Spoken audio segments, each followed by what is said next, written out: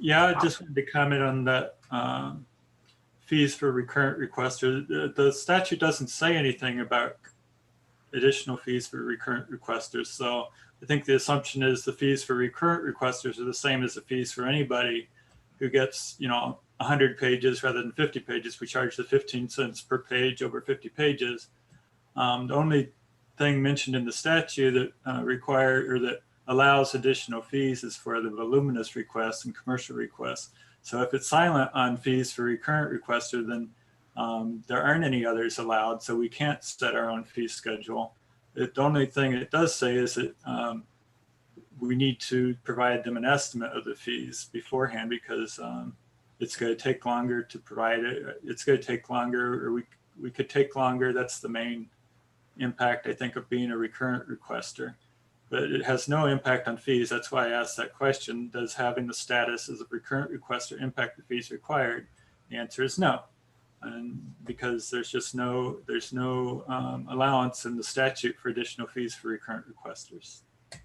Well, I'm not sure, Bill, I would agree, because in the definition of recurrent requester, there's a statement, excuse me, that says and that's section 2. There's a statement in the definition of recurrent requester, and I'm trying to get to it. It says recurrent requester means, and then it has the metric, within 12 months, how many, in 30 days, how many, et cetera. And it goes on to say that there is to be provided an estimate of the amount of, fees. Why would the legislature include a statement regarding recurrent requester and the estimate of fees? Because they also allow us to require the person to make payment before we copy the requested records. We can't do that for an ordinary requester. For a recurrent requester, we can require them to make payment before we go through the work of copying the request. Yes, but it does. It's not mandatory fees, but it does provide for that the city can charge a recurrent requester fees. The mechanics in setting that up, as you identify, are different than the normal requester. Agreed. And in fact, the normal requester, the question is, what is a voluminous request? Because a normal requester may not, more often than not, is not a recurrent requester. And of course, there's the first, in terms of hard copy, first 50 pages, black and white, 8.5 by 11 or legal size, are free.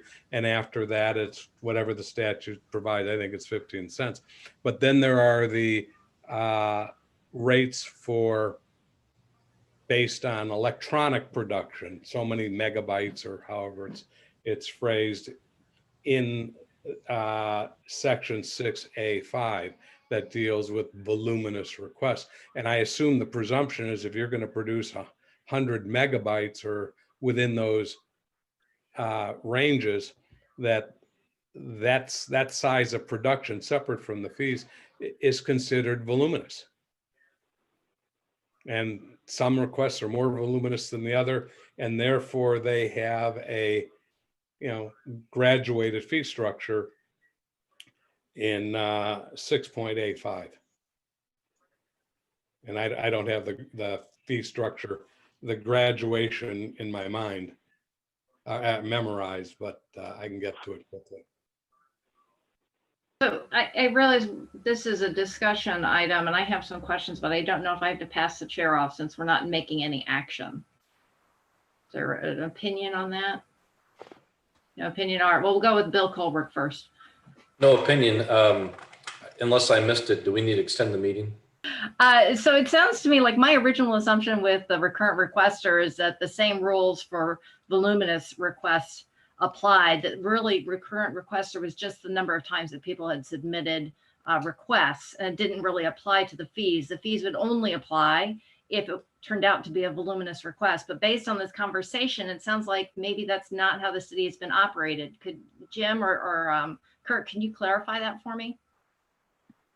I'll let Curt do it because he's been responding to most of them. Well, the fees, let's take the fees for paper copies. The fees for paper copies apply to both a voluminous and a recurrent request. That is 50 pages. The first 50 pages, if they're standard black and white copies, are free. And then subsequent copies, the cost cannot exceed 15 cents per copy. So those fees apply across the board. The other fees that apply across the board would be if the public body puts, if it's not paper records, if it's electronic records, and the electronic records are placed on some type of storage device, the public body can charge its actual cost. But just because you're a recurrent requester doesn't automatically mean that you're going to be charged something. So if you have a request that's, say, 10 pages, that means that that person, just because they're in the status of recurrent requester, they're not going to be charged for those 10 pages. Is that correct? That's correct. Okay. All right. I just wanted to clarify that.